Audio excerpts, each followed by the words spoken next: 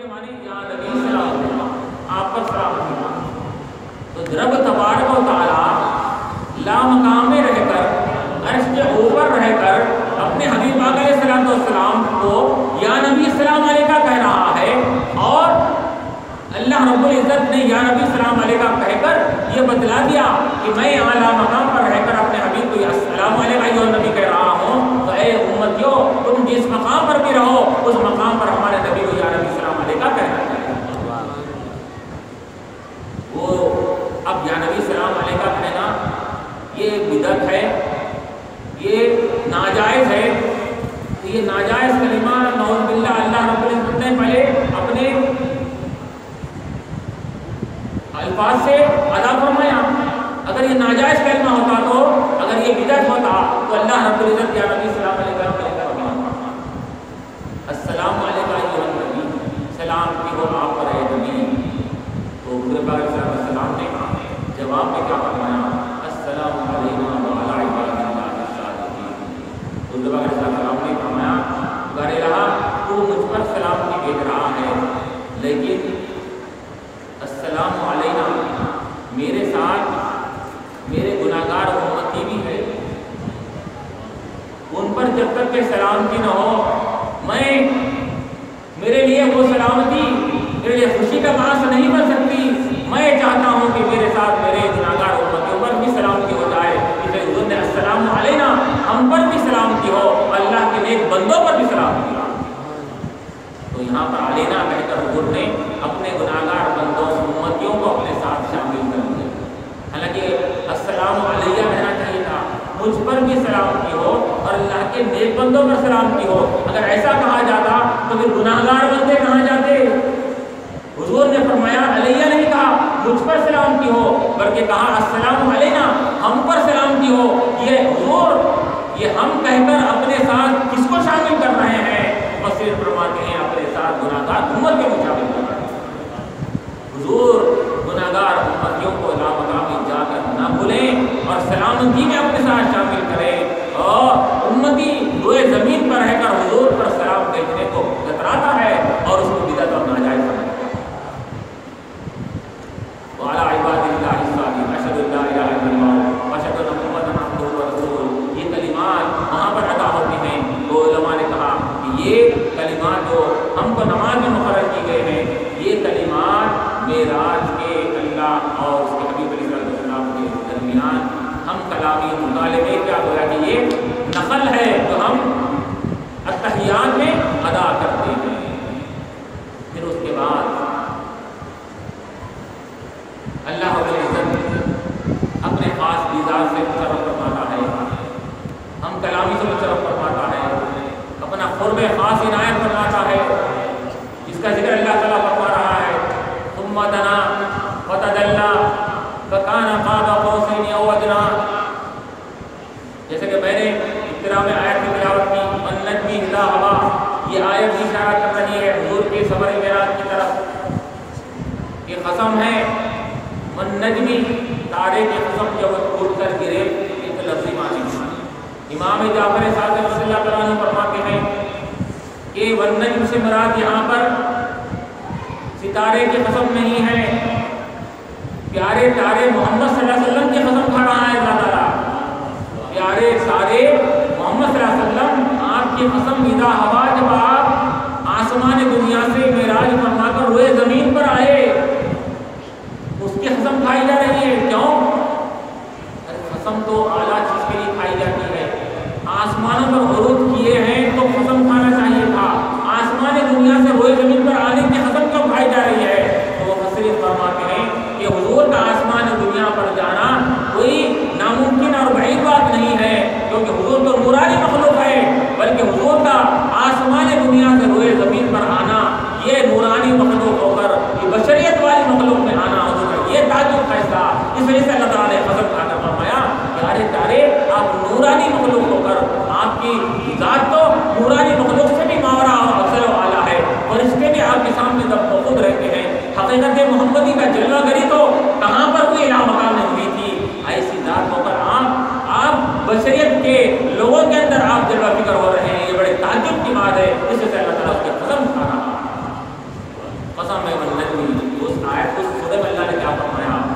ثم دنا، پھر اللہ تعالیٰ قریب ہوا، فتدلّا اور قریب ہوا، فکان قاب قوسین او ادنی، اتنا قریب ہوا 2 کمانوں کا فاصلہ رہ گیا،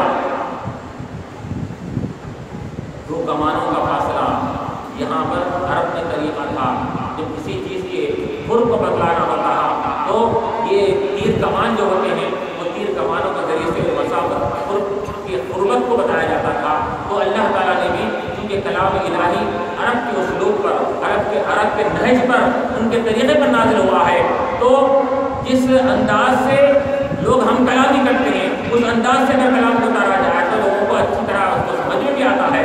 اللہ تعالیٰ نے اسی انداز سے یہاں فرمایا کہ جیسا کہ تم آپس میں کسی کے قرب کے لیے، قریب ہونے کے لیے 2 کمانوں کے فاصلے کو یہاں پر ذکر کر کے قرب بتاتے ہو، تو اللہ تعالیٰ نے فرمایا کہ ہم بھی ہمارے حبیب علیہ السلام اتنا قریب ہو گئے، اتنا قریب ہو گئے کہ 2 کمانوں کا فاصلہ، او ادنا، بلکہ 2 کمانی بھی نہیں، اس سے بھی کم کا فاصلہ رہ گیا۔ اب اور ایک وجہ یہ بھی بیان کی گئی کہ 2 کمانوں کے فاصلے سے مراد یہاں پر ایک عرب میں ایک طریقہ اور یہ بھی تھا، جب وہ کوئی قوم دوسری قوم سے مصالحت کرتی، ایگریمنٹ کرتی، معاہدہ کرتے کہ تم ہمارے ساتھ دیں گے اور ہمارے لڑائی میں، جنگ میں، صلح میں، ہر معاملے میں تم ہمارے ساتھ رہیں گے، تو وہ لوگ جب یہ ایگریمنٹ کرتے تو ایگریمنٹ کرنے کے بعد دونوں قوم کے لوگ اپنے اپنے تیر کمانوں کو ایک دوسرے کے ساتھ ملا لیا کرتے تھے، تیر کمانوں کو ملا لیا کرتے تھے۔ اس سے بتلانا مقصود تھا کہ آج سے تمہاری ہماری دوستی، تمہارا جو دوست ہمارا دوست، تمہارا دشمن ہمارا دشمن، تمہاری جس سے لڑائی ہماری اس سے لڑائی، تمہاری جس سے دوستی ہماری اس سے دوستی، یہ اس کے خاطر وہ لوگ آپس میں یہ کمپرومائز اور معاہدہ ہونے کے بعد یہ اس طرح کے کمانوں کو ملا لیا۔ تو اللہ تعالیٰ نے بھی یہاں یہی 2 کمانوں کا فاصلے کے بارے میں بیان فرما کر اس بات کی طرف اشارہ فرما رہا ہے کہ اے حبیب علیہ السلام، اس طرح کی 2 قوموں میں جب آپس میں کوئی ایگریمنٹ ہوتا، معاہدہ ہوتا ہے، تو کمانوں کو ملایا جاتا ہے۔ آج بھی ہم آپ سے معاہدہ کرتے ہیں کہ آپ سے معاہدہ کر کر ہم یہ 2 کمانوں کو ملا کر بتا رہے ہیں کہ آج سے آپ کا جو دوست ہوگا وہ ہمارا دوست ہوگا، جو آپ کا دشمن ہوگا وہ ہمارا دشمن ہوگا، جو آپ کو چاہنے والا ہے وہ ہمارا چاہنے والا، جو آپ سے بغض اور عناد رکھنے والا ہے وہ ہم سے بغض اور عناد رکھنے والا ہے۔ اگر لاکھ وہ عبادتیں کرتا پھرے لیکن آپ کی محبت دل میں کما حق ہو نہیں ہے، ہم اس کی عبادتوں کو نہیں دیکھیں گے، ہمارے نزدیک تو پہلے آپ کی محبت پہ مقدم ہے۔ تو یہ اس طرح کا معاملہ کی طرف اشارہ کرنا تھا۔ پھر اس کے بعد اللہ تبارک و تعالیٰ کے دیدار سے مشرف ہوتے ہیں، جیسے کہ آیا وَلَقَدْ رَآهُ نَزْلَةً أُخْرَىٰ،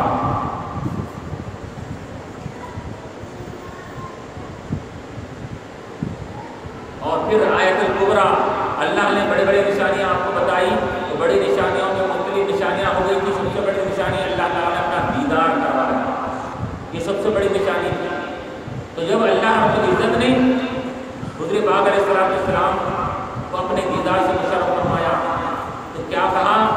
ما زاغ البصر وما طغى، کہ نہ نگاہ جھپکی، نہ نگاہ دیدار سے ہٹی، بلکہ دیدار کو تکتی رہی، دیکھتی رہی۔ اور یہی دیدار کی بات جب آتی ہے موسیٰ علیہ السلام کے تعلق سے تو وہاں کیا کہا جاتا ہے کہ جب اللہ تعالیٰ سے موسیٰ علیہ السلام عرض کرتے ہیں، جب طور پر ہم کلامی کا معاملہ ہوتا ہے، تورات دینے کا معاملہ آتا ہے، ایک مرتبہ کہتے ہیں ربی ارینی، اے میرے رب مجھے اپنا جلوہ دکھا، مجھے اپنا دیدار کروا۔ تو اللہ تعالیٰ کیا فرماتا؟ لن ترانی، تم مجھے نہیں دیکھ سکتے، اے موسیٰ تم مجھے دیکھ نہیں سکتے۔ اب علماء فرماتے ہیں یہاں اللہ رب العزت نے کیا فرمایا؟ اے موسیٰ تم مجھے دیکھ نہیں سکتے، یہ نہیں کہا اے موسیٰ مجھے دیکھا نہیں جا سکتا۔ تم نہیں دیکھ سکتے، دیکھنے کی ذات ایک ہی رہے گی، ایک ہی ذات ہوگی جو روئے زمین پر دنیا میں رہتے ہوئے میرا دیدار کرے، وہ اور کسی ذات کی ہے یہ لائق نہیں ہے، اس کی یہ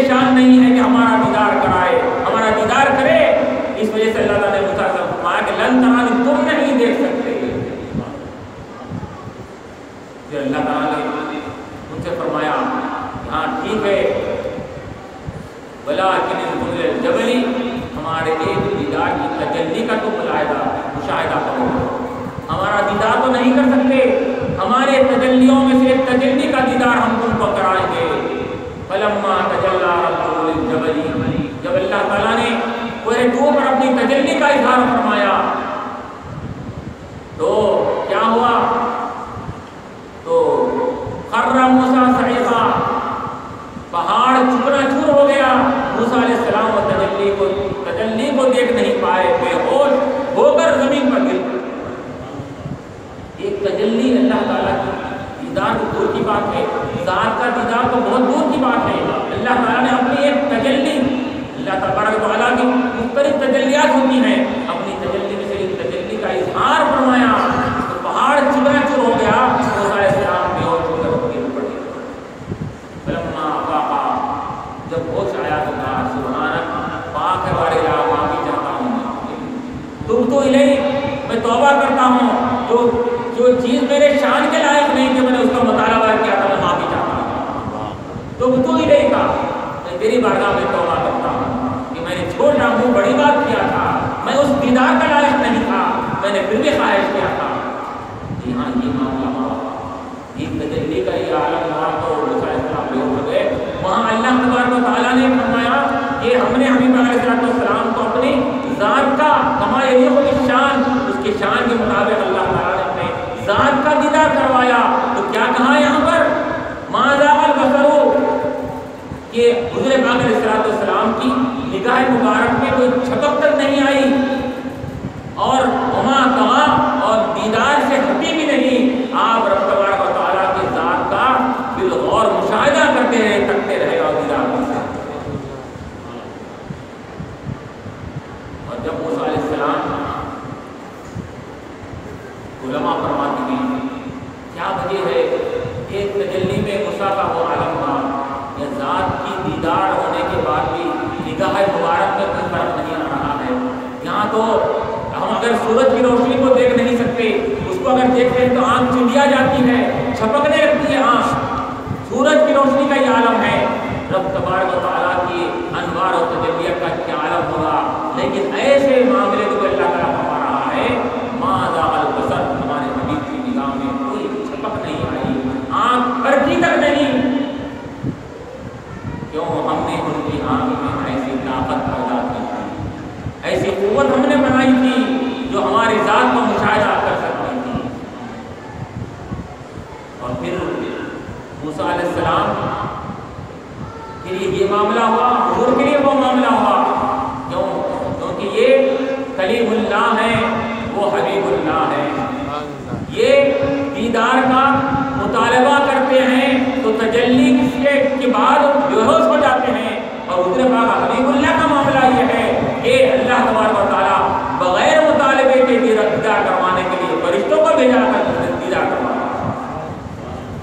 تو حبیب اور کلیم میں یہ فرق ہے، کلیم یہ رب کی رضا چاہتا ہے، حبیب وہ ہے کہ رب جس کی رضا چاہتا ہے۔ کلیم رب کا دیدار اور رب کی رضا چاہتے ہیں۔ اجل تو الیک ربی کی ترضا، مسلسلام فرما رہے ہیں ایک بار یہاں میں جلدی اس لیے سے آیا، قوم کو لے کر نہیں آیا تاکہ تو مجھ سے راضی ہوگا۔ تو موسیٰ علیہ السلام رب کی رضا چاہ رہے ہیں کیونکہ یہ کلیم ہے، حبیب وہ ہے کہ اللہ تبارک و تعالیٰ جن کی رضا چاہتا ہے، وَلَسَوْفَ يُعْطِيكَ رَبُّكَ فَتَرْضَىٰ، اے حبیب ہم آپ کو اتنا عطا کریں گے آپ راضی ہو جائیں گے۔ موسیٰ کہتے ہیں کہ اے بار الہ تو راضی ہو جانا، اللہ فرما رہا ہے حبیب تم راضی ہوئے تو ہم تم کو راضی کروا دیں۔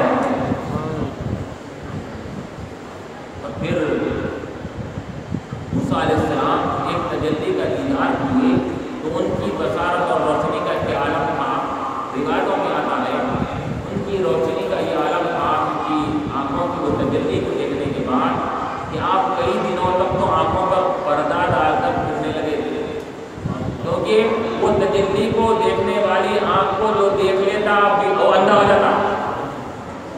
رب کی تجلی کا دیدار کرے تھے آپ، وہ تجلی کا دیدار کرنے والی آنکھ کا کوئی اگر دیدار کر لیتا یا تو مر جاتا یا اس کی آنکھیں چلی جاتی۔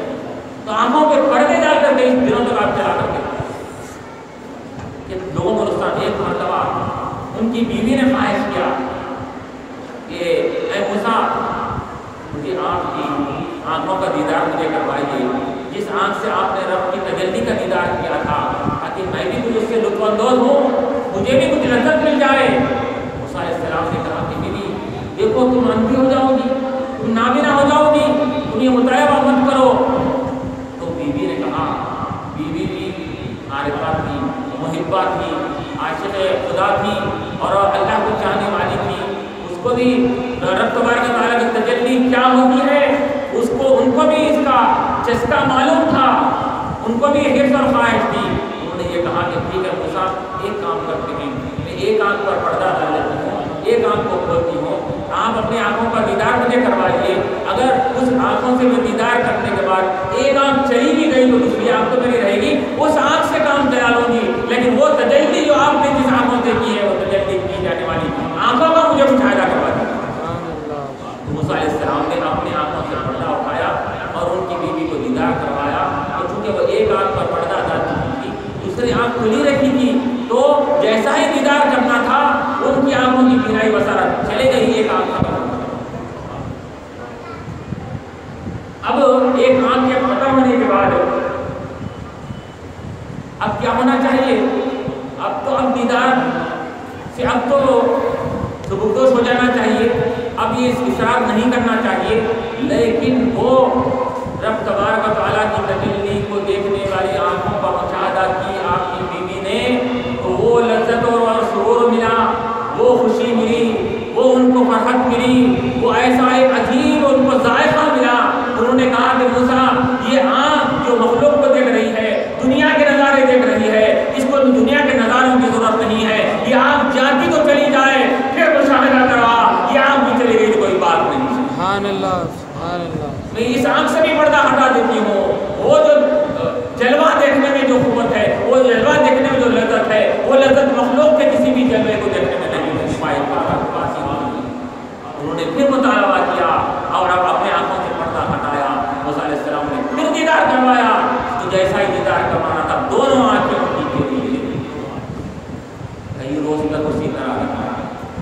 پھر ایک مرتبہ موسیٰ علیہ السلام کی بیوی ہے، ان کو معلوم ہے یہ موسیٰ علیہ السلام اللہ کے لاڈلے ہیں، شہید ہیں، بار بار دور پر جاتے ہیں، اپنے مطالبات منواتے ہیں. تو انہوں نے خواہش کیا، درخواست کیا کہ اے موسیٰ میں آپ سے خواہش کرتی ہوں کہ آپ اللہ تعالیٰ سے دعا کروائیے، دعا کریے کہ اللہ تبارک و تعالیٰ میری آنکھوں میں ایسی قوت دے دے کہ میں مخلوق کو بھی دیکھ سکوں اور آپ کے دیدار کی لیے تجلی والی آنکھوں کو بھی دیکھ سکوں. موسیٰ علیہ السلام نے دعا فرمائی. دعا فرمانے کے بعد اللہ نے ان کی آنکھوں میں وہ طاقت دی، وہ ان کے اندر وہ ملکہ اور صلاحیت عطا فرمائی کہ جس سے وہ اپنے شوہر کی وہ تجلی کی جانے والی آنکھوں کو بھی مشاہدہ کر سکتی تھی اور اس کے ساتھ ساتھ مخلوق کو بھی مشاہدہ کر سکتی تھی. تو غور کیجیے، ایک تجلی کو دیکھی جانے والی آنکھوں کی، وہ دیکھنے والے کی لذت اور سرور کا یہ عالم ہے. جس ذات نے ذات خداوندی کا مشاہدہ کیا تو اس کی لذت اور سرور اور فرحت کا کیا عالم ہوا.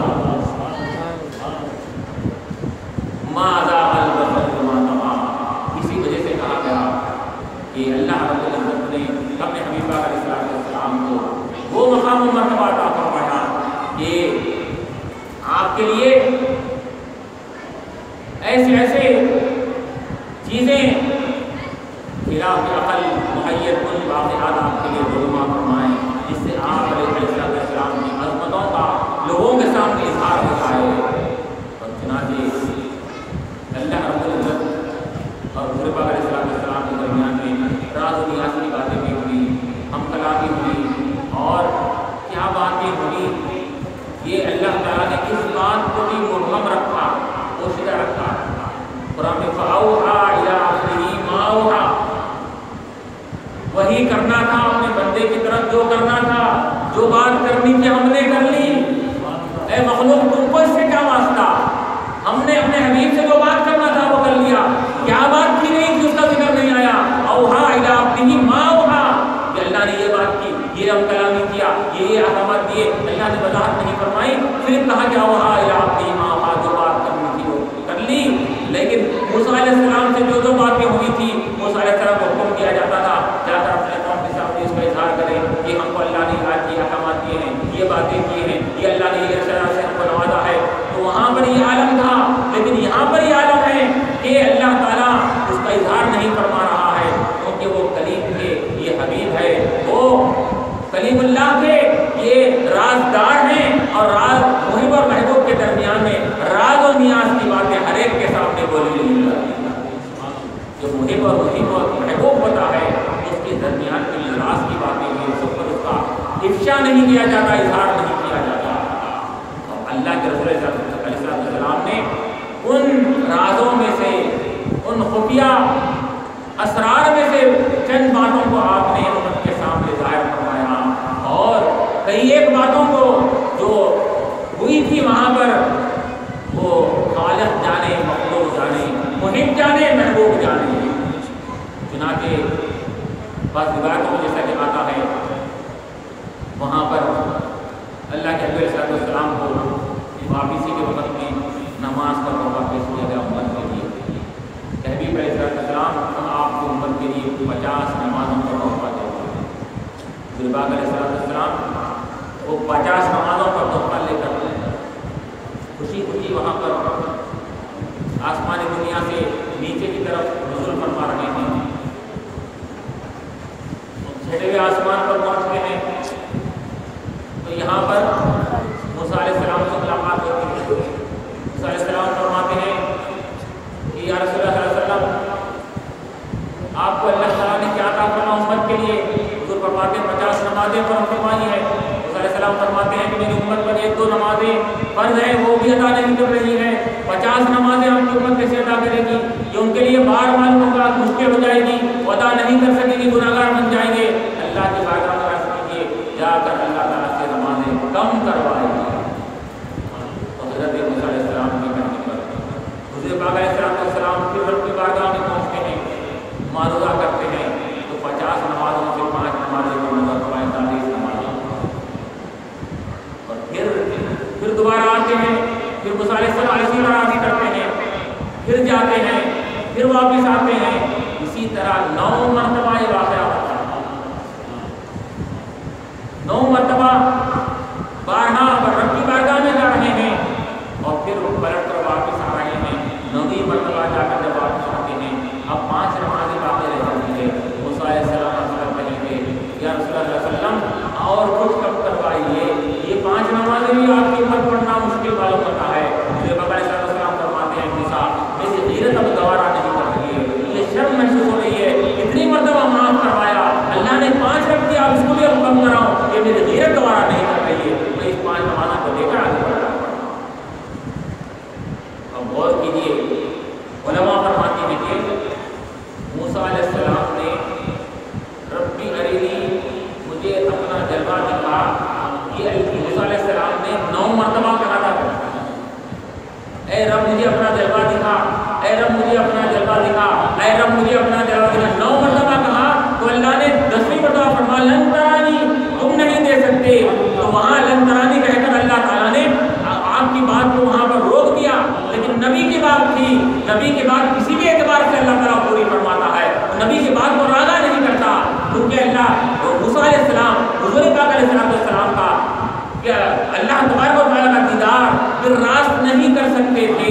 اس طرح کہ اگر کوئی سورج کو پھر راست نہیں دیکھ سکتا تو آئینہ کو رکھ کر اگر آئینے میں سورج کو دیکھ لے تو وہ سورج کا مشاہدہ کر لے سکتا ہے۔ تو اللہ تعالیٰ کو یہ گوارا ہوا کہ موسیٰ تم نے 9 بار یہ مطالبہ کیا تھا، اب ہم تم کو وہ آنکھ دکھلاتے ہیں جس آنکھ نے ہمارا دیدار کروایا تھا۔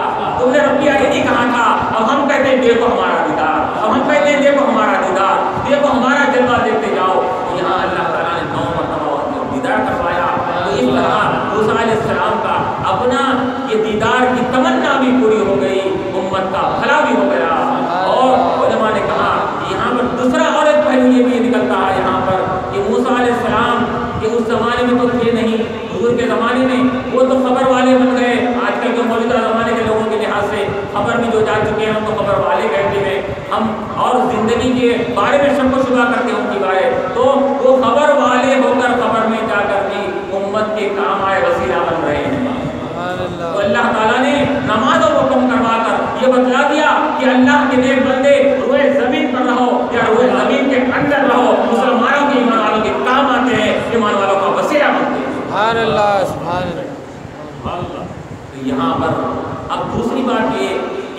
علماء نے کہا کہ حضور پاک علیہ السلام کو یہ بات کیا سمجھ میں نہیں آئی کہ میری امت کے لیے 50 نمازیں گرا ہوں گی، بھاری ہوں گی، مشکل کا دور بنے گا۔ موسیٰ علیہ السلام کے ذہن میں آیا، آپ کے ذہن میں یہ بات کیا نہیں آئی؟ تو علماء نے اس کا بھی جواب دیا کہ یہاں پر اللہ تبارک و تعالیٰ کا حضور پاک علیہ السلام دیدار کرنے کے بعد ذات کا دیدار کریں گے اور قرب الہی کا وہ مقام اعلیٰ مقام پر فائز ہیں کہ جس کو پر کوئی جا نہ سکا۔ ہم کلامی ہوئی، راز و نیاز ہوا اور رب تبارک و تعالیٰ کی تجلیات اس کے دیدار میں اس طرح محب استغراق تھے کہ ایسے وقت میں اگر کوئی محبوب کوئی مہم اپنے محبوب کے ساتھ یہ معاملہ ہوتا ہے، اس کا تعلق کوئی قریب ہو جائے اور آپ کا محبوب آپ سے کوئی ایسی مشکل کام کے لیے اگر کوئی حکم دے دے تو آپ ایسے کیفیت کے عالم میں وہ مشکل کام بھی آپ کے لیے آسان ہو جاتا ہے۔ علماء نے اس کی مثال دیا کہ کئی مثالیں ہیں اس کے اندر کہ شیریں فرحات ہے، لیلا مجنوں ہے کہ شیریں فرحات سے مطالبہ کیا اگر تم مجھ کو پانا چاہتے ہو تو تم کو فلاں پہاڑ کو توڑنا پڑے گا، فلاں پہاڑ توڑ کر بتانا پڑے گا۔ تو فرحات کیا کیا کہ اپنی مجازی محبوبہ کے وہ لذت اور اس کے خطاب میں اس کی اتنی لذت ملی کہ مشکل کام بھی مشکل نہیں دکھا، سب پر پھوڑا لیا، مار دیا۔ جو مجازی محبوب کی کا جو قرب ہوتا ہے اور اس کی لذت ملتی تو انسان کو مشکل کام بھی یہ آسان معلوم ہوتا ہے۔ تو رب تبارک و تعالیٰ کے دیدار کے محض استغراق میں حضور پاک علیہ السلام کو بھی وہ گرا معلوم نہیں ہوئی، آپ اس کو معمولی سمجھ کر آپ یہاں پر لے کر آ گئے، کیونکہ موسیٰ علیہ السلام اس استغراق کے اندر میں نہیں تھے، انہوں نے آپ کو مشورہ دیا اور مشورہ انہوں نے دیا تو مشورہ بظاہر مشورہ بھی تھا لیکن ساتھ کے ساتھ حضرت موسیٰ علیہ السلام کی تمنا بھی وہاں پوری ہونا تھا۔ انہوں نے کہا کہ میں حضور پاک علیہ السلام کی امت کے لیے بھلا بھی ہو جائے اور حضور اللہ تبارک و تعالیٰ کی دیدار کی کرنے والی آنکھوں کا دیدار بھی مجھے ہوتا جائے۔ اس کے خاطر موسیٰ علیہ السلام نے حضور پاک علیہ السلام کو بھیجا، تو اس کے بعد 5 نمازیں ہوئی، لیکن اللہ تبارک و تعالیٰ کا ارشاد ہوا کہ ما یبدل القول لدی، ہمارے پاس کوئی بات کہی ہوئی بدلی نہیں جاتی۔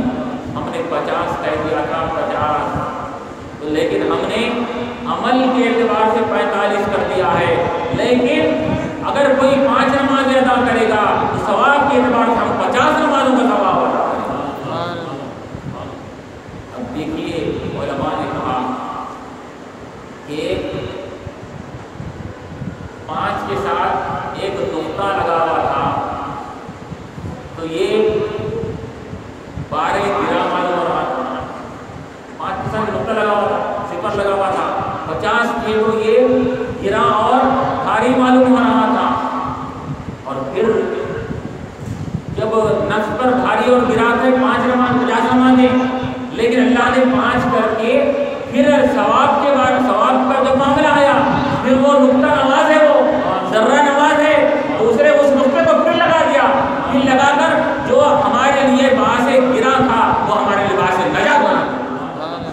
50 لگا کر نقطہ لگا کر بتا دیا 5 پڑھو، ہم 50 نمازوں کا ثواب السلام نے کیا فرمایا؟ الصلاۃ معراج المؤمنین، کہ نماز مومنین کی معراج ہے، میری معراج رب تبارک و تعالیٰ کی بارگاہ میں یہ رب کا دیدار کرنا، ہم کلامی کرنا، قرب سے نوازا جانا، یہ میری معراج ہے۔ تمہاری معراج یہ ہے کہ تم اللہ کے بارگاہ میں سجدہ ریزی کرو، کہ تمہارے لیے معراج ہے۔ کیوں؟ اس وجہ سے کہ تم اگر چاہتے ہیں رب کا ہم کلامی کرنا اور رب کا خود حاصل کرنا تو حضور نے کیا فرمایا کہ بندہ جب نماز میں قرآن کی تلاوت کرتا ہے تو ایسا ہے گویا کہ وہ اللہ سے ہم کلامی کرنا۔ تم ہم کلامی کرنا چاہتے ہو تو رب کی بارگاہ میں آؤ، ٹر جاؤ، قرآن کی تلاوت کرو تو ہم کلامی کرنے کے بعد مقام برابر ہوگا۔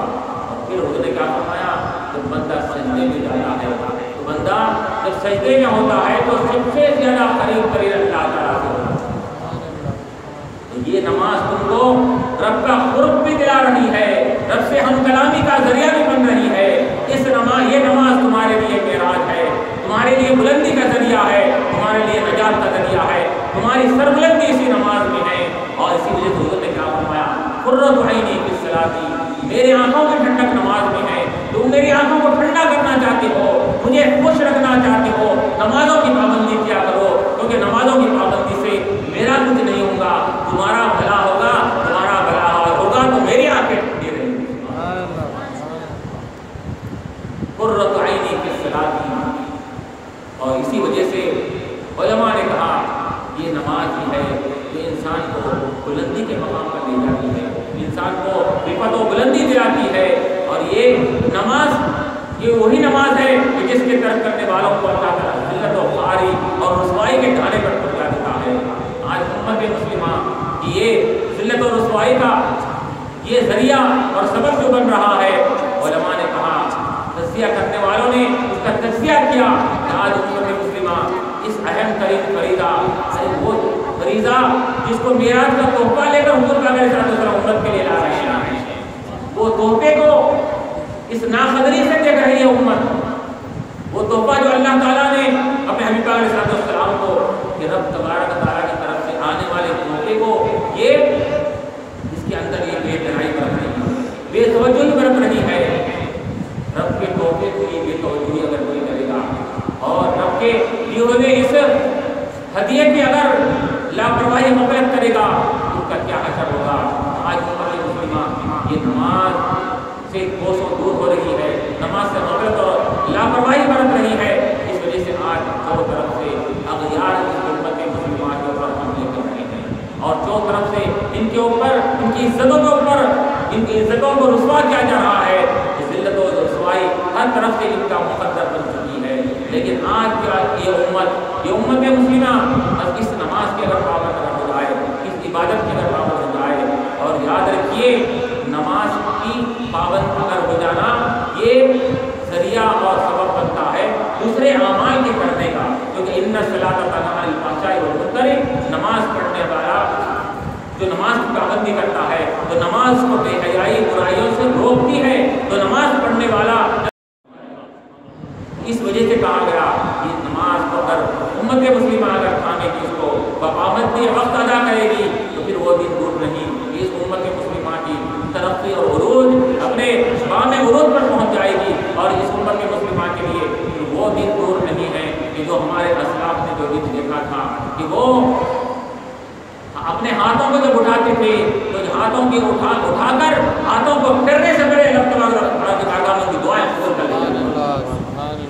وہ کلمہ طیبہ کا اگر ایک آواز بلند کرتے تو مشرق و مغرب میں ولولہ مچایا کرتا تھا۔ ایک آواز سے جو وہ اغیار میں کب کبھی تاری ہو جایا کرتی تھی، ان کی آواز میں یہ طاقت تھی، یہ قوت تھی۔ وہ قوت و طاقت کس بنیاد پر تھی؟ ان کا ایمان مضبوط تھا، ان کے عمل مضبوط تھا، ان کی عبادتیں مضبوط تھی۔ تو اس وجہ سے اللہ تبارک و تعالیٰ نے آج کی اس متبرک اور برکت والے دن میں اس امت مسلمہ کے لیے نماز کا تحفہ دیا تاکہ اس امت اس تحفے کو اپنے دل سے لگائے رکھے اور اس کو کبھی بھی کسی وقت میں بھی اس کو پامال نہ کرے، اس سے غفلت اور لاپرواہی نہ برتے۔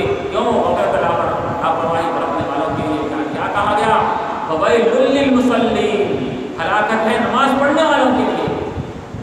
نماز نہیں پڑھنے والوں کے لیے نہیں بولا جا رہا ہے، نماز پڑھنے والوں کے لیے ہلاکت ہے۔ کیسے نمازیوں کے لیے ہلاکت ہے؟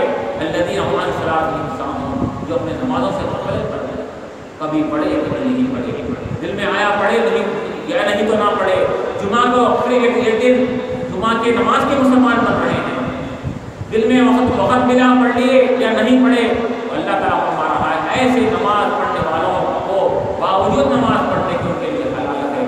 ویل نامی قرار ہے جو اپنے نمازوں سے غفلت برتتے ہیں اور سہو برتتے ہیں، بھول جاتے ہیں۔ ارے منعم انعام کرنے والی ذات کو ہی بھول جاتے ہیں جو تم کو صبح سے لے کے شام تک کئی انعامات اور احسانات کی بارش برسا رہا ہے، تو اس کی بارگاہ میں 5 وقت 10 منٹ کا نذرانہ پیش کرنے سے تمہارے پاس وقت نہیں ہے، جس کی خاطر دنیا میں تم کو بھیجا گیا ہے۔ وما خلقت الجن والانس الا لیعبدون، ہماری عبادت کے لیے ہم نے تم کو دنیا میں لایا ہے. دنیا کے کاروبار اور دنیا کے جھمیلوں میں لگ کر یہ کہتے ہو ہمارے پاس وقت نہیں ہے نماز پڑھنے کا.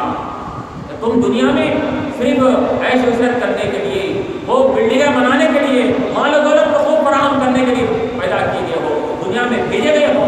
تم کو تو دنیا میں بھیجا گیا تھا عبادت کرنے کے لیے, ہماری بندگی کرنے کے لیے, ہمارا عرفان پہچان حاصل کرنے کے لیے. اب صرف یہی کام نہیں ہو سکتا, اس کے ساتھ ساتھ دنیا ہے, کاروبار ہے, تو آپ کو اجازت دی گئی تھی اس کے ساتھ ساتھ تم اپنے دنیا کو چلانے کے لیے تم کاروبار بھی کر سکتے ہو, نوکری بھی کر سکتے ہو, اور تم اپنے مشاغل دنیاوی کو اختیار کر سکتے ہو جس کی اجازت دی گئی, جس کے واسطے. تو یہ صرف عبادت کرتے ہوئے انسان نہیں رہ سکتا, بھوک لگے گی, پیاس لگے گی, کپڑا پہننا پڑے گا, تو اس کے لیے مشاغل کو بھی اس کو اختیار کرنا پڑے گا.